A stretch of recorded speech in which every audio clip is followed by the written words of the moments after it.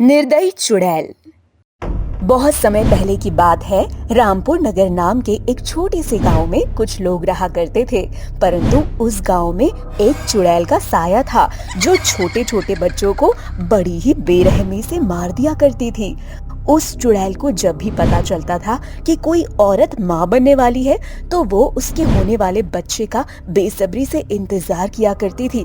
जैसे ही औरत अपने बच्चे को जन्म देती थी, उनके बच्चों को वो चुड़ैल उठाकर ले जाती और कुएं में जाकर डुबोकर मार देती थी। ऐसे ही एक दिन सरपंच नत्थू अपने घर जाता है, जहाँ उसकी बीवी बिंदिया उसे गले लगाती है और उससे कहती है, आज मैं बहुत खुश हूँ। आज बहुत दिनों बाद हमारे घर में खुशियाँ आने वाली है। ऐसा क्या हुआ बिंदिया जो तुम आज इतनी खुश हो? मैं माँ बनने वाली हूँ और आप पिता। अब बहुत जल्द हमारे घर में भी खुशियाँ आएंगी। हमारे घर में भी एक नन्हा मेहमान आएगा। ये तो बहुत खुशी की बात है। पर बिंदिया, तुम भूल गई क्या? कुछ दिनों से अपने गांव में चुड़ैल घूम रही है जो बड़ी ही बेरहमी से मासूम बच्चे को कुएं में डुबोकर मार देती है। मुझे पता है तुम अपने बच्चे को कुछ नहीं होने दोगे। मैं अपने बच्चे पर चुड़ैल का साया तक नहीं पड़ने दूंगी, चाहे उसके लिए मुझे कुछ भी करना पड़े। मैं भी अपने बच्चे को कुछ नहीं होने दूंगा बिंदिया। बिंदिया, तुम एक काम करना, अपने गर्भवती होने की बात किसी को मत बताना, और जब हमारा बच्चा तुम्हारे गर्भ में 4 महीने का हो जाएगा, तब मैं तुम्हें तुम्हारे मायके भेज दूंगा। तुम वहीं पर हमारे बच्चे को जन्म देना। इससे हम अपने बच्चे को उस चुड़ैल के साए से बचा लेंगे, और जब हमारा बच्चा 3 साल का हो जाएगा, तब मैं हमारे बच्चे को फिर से ले आऊंगा।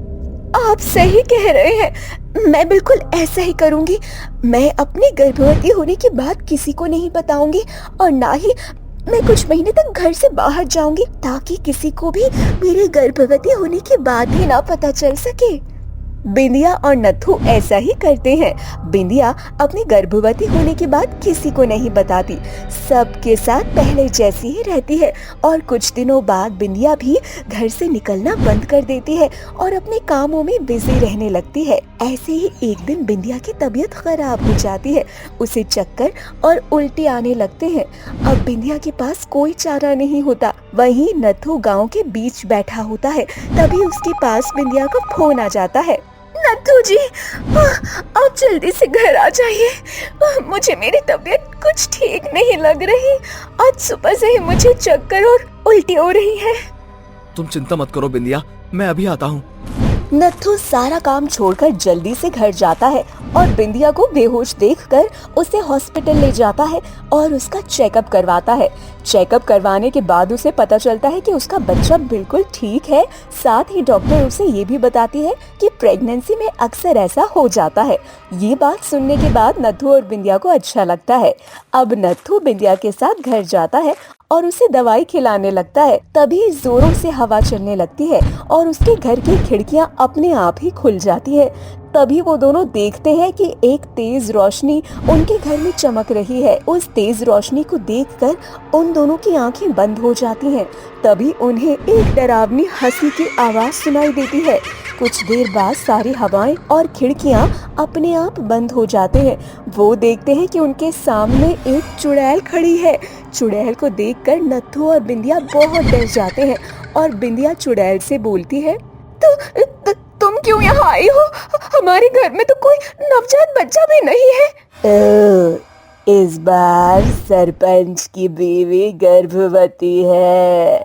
बहुत जल्द इस गांव में नया बच्चा जन्म लेने वाला है, यानी कि मेरा नया शिकार।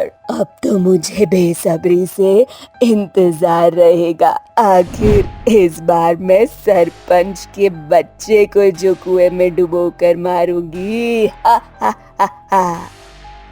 ये क्या बोल रही हो तुम? नत्थू के ये बोलते ही चुड़ैल अपने हाथों को लंबा करके नत्थू की गर्दन पकड़कर उसे हवा में उड़ा देती है और गुस्से से बोलती है, तुम्हें क्या लगा मुझे कुछ पता नहीं चलेगा? इस गांव का पत्ता भी मेरे हिसाब से हिलता है। इस गांव का अब तक एक भी ऐसा नवजात बच्चा नहीं बचा जिसको मैंने मारा ना हो। फिर तूने कैसे सोच लिया कि तू अपने बच्चे को मुझसे बचा लेगा? नहीं, तुम मेरे बच्चे का कुछ नहीं बिगाड़ पाओगी। मैं अपने बच्चे को कुछ नहीं होने दूंगी। मैं भी देखती हूँ आखिर कैसे तू अपने बच्चे को मुझसे बचाती है। इतना बोलकर चुड़ैल वहाँ से गायब हो जाती है। अब समय ऐसे ही बीतता जाता है और देखते ही देखते कुछ महीने बीत जाते हैं। अब बिंदिया एक बहुत ही प्यारे से बच्चे को जन्म देती है। बिंदिया अपने बच्चे को अपने पास देखकर बहुत खुश होती है कि तभी अचानक से बाहर जोर जोर से बिजलियां कड़कने लगती हैं। चील कौवे के रोने की आवाज आने लगती है। बिंदिया समझ जाती है कि चुड़ैल आने वाली है। वो कुछ कर पाती उससे पहले चुड़ैल आ जाती है और वो बिंदिया से उसकी बच्ची को छीनकर जंगल में ले जाती है और बड़े ही बेरहमी से कुएं में डुबो डुबो कर उसे मार डालती है। नत्थू भी अपनी बच्ची को बचाने के लिए जंगल में पहुंच जाता है। वो देखता है कि चुड़ैल ने उसके बच्चे को मार डाला। ये देखकर नत्थू चुड़ैल से लड़ने लगता है, पर चुड़ैल का सामना नहीं कर पाता और चुड़ैल नत्थू को भी मार डालती है। जब ये खबर बिंदिया को लगती है तो बिंदिया का रो रो कर बुरा हाल हो जाता है। वो सभी गाँव वालों से बोलती है, इस चुड़ैल ने मेरी बच्ची और मेरे पति को मुझसे छीन लिया। इसने मेरे बच्चे को मार डाला। आखिर ये चुड़ैल और कितने निर्दोष बच्चों को मारेगी। हे भगवान, इस चुड़ैल से हम गांव वालों को कब मुक्ति मिलेगी? तुम सही कह रही हो बहन, पर तुम अपना ख्याल रखो, हम तुमसे मिलने आया करेंगे। सभी गांव वाले बिंदिया को दिलासा देकर वहां से चले जाते हैं। कुछ देर बाद नत्थू भी एक भूत बन जाता है और अपनी बीवी के पास आता है।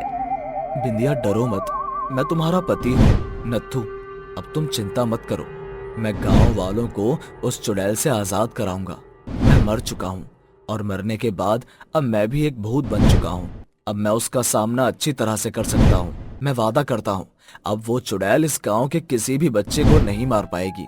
अब उस चुड़ैल का अंत मैं करूंगा।